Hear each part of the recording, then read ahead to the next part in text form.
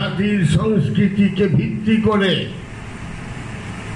আমি নবী রাসূল পাঠিয়েছি আমার নিদর্শন সমূহ বর্ণনা করার জন্য।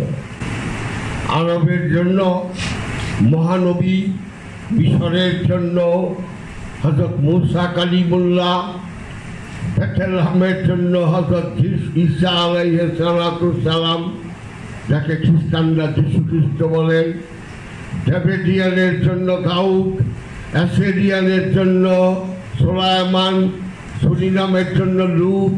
এইভাবে প্রত্যেক কওমে তুমি নবী রাসূল পাঠিয়েছ।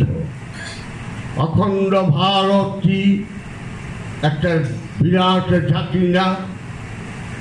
সেই জাতির নবী রাসূল কোথায়? যদি বলো নাই, তাহলে তোমার কোরআনে কেন লিখেছ যে প্রত্যেক জাতিকে আমি পাঠাইছি?